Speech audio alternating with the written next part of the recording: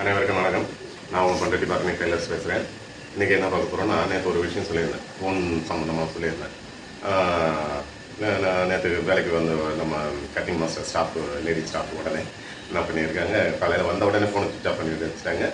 சாயந்தரம் வீட்டுக்கு போகும்போது தான் என்கிட்ட சொல்லிட்டு, சார் நான் இப்போ தான் ஃபோனை ஆன் பண்ணுறேன் அப்படின்னு சொன்னாங்க. அது அவங்கள ஒரு இது பண்ணணுன்றதுக்காக சொன்னதில்லை.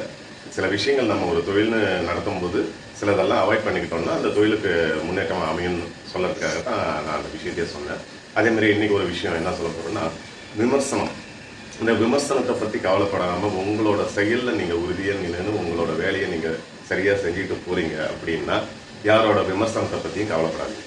யாருக்காகவும் எந்த விமர்சனத்துக்காகவும் பயப்படாதீங்க.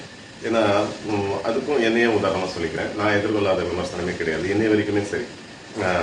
சில பேர் என்ன பண்ணுவாங்க, ஒரு துணி சரியாக தைச்சி கொடுக்கல, தைக்கிறவங்க ஏதாவது ப்ராப்ளம் பண்ணியிருப்பாங்க.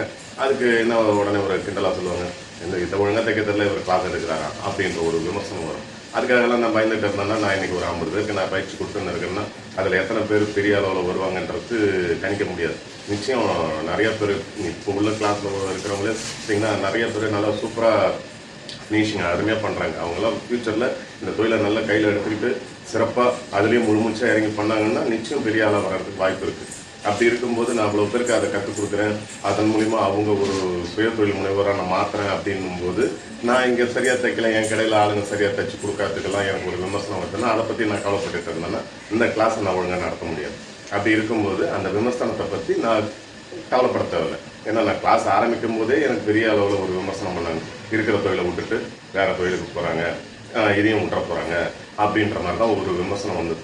நான் புதுசாக இறங்கின இந்த தையல் பயிற்சி பள்ளியில் என்னால் முடிஞ்ச அளவு எஃபெக்டாக போட்டேன். நான் அதை எப்படி பண்ணணுன்றதை கிட்டத்தட்ட நாங்கள் ஒரு 7-8 வருஷமாக அதை யோசித்து அதை சரியான முறையில் கொண்டுட்டு வரணும் அப்படின்ட்டு நிறைய யோசித்து அதை பண்ண ஆரம்பித்தோம். இன்றைக்கி சக்ஸஸ்ஃபுல்லாக ஒரு நாளைக்கு 50 பேருக்கு நான் பயிற்சி கொடுத்துட்டு இருக்கிறேன். அந்த அளவுக்கு நானும் எங்கள் வீட்டுக்காரமாக பயிற்சி கொடுத்துக்கிட்டு இருக்கிறோம். அந்த அளவுக்கு அதை சக்ஸஸ்ஃபுல்லாக கொண்டுட்டு வந்துருக்கோம். நம்ம கடலூர் டிஸ்ட்ரிக்ட்லேயே கிட்டத்தட்ட டைலரிங் இன்ஸ்டியூட்டில் நம்ம நம்பர் 1ன்ற லெவலில். ஏன்னா ஒரு நாளைக்கு 50 பேர் பயிற்சிக்கு வந்து போகிறதுன்றது சாதாரண விஷயம் கிடையாது. வேறு எங்கேயும் அது மாதிரியா நீங்கள் கேள்விப்பட்டிருக்க மாட்டீங்க. நீங்கள் வந்து பாருங்கள். அந்த அளவுக்கு நாங்கள் அந்த டைலரிங் இன்ஸ்டியூட்டை பெரிய அளவில் வளர்ச்சி அடைய வச்சுருக்கோம். அப்போ நான் ஆரம்ப கட்டத்தில் எதிர்கொண்ட விமர்சனத்துக்காக பயந்துன்னு ஐயோ நமக்கு ஏன் இது அப்படின்னு நினச்சிருந்தேன்னா நான் இந்த அளவு அதை சக்ஸஸ்ஃபுல்லாக கொண்டுட்டு வந்திருக்க முடியாது. அது மாதிரி தான் நீங்கள் இன்றைக்கி ஒன்று தைக்கிறீங்க அப்படின்னா இதுக்காக மற்றவங்க ஏதாவது சொல்லுவாங்கன்றத பற்றி அவங்களோட விமர்சனத்தை பற்றி யோசிக்காதீங்க.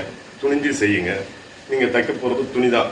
அந்த துணி சரியாக வரல அப்படின்னா அதுக்காகலாம் நீங்கள் கவலைப்பட்டுட்டு இருக்கணுன்ற அவசியம் கிடையாது. நிச்சயம் நல்ல நிலைமையில் செய்ய முடியும் உங்களால்.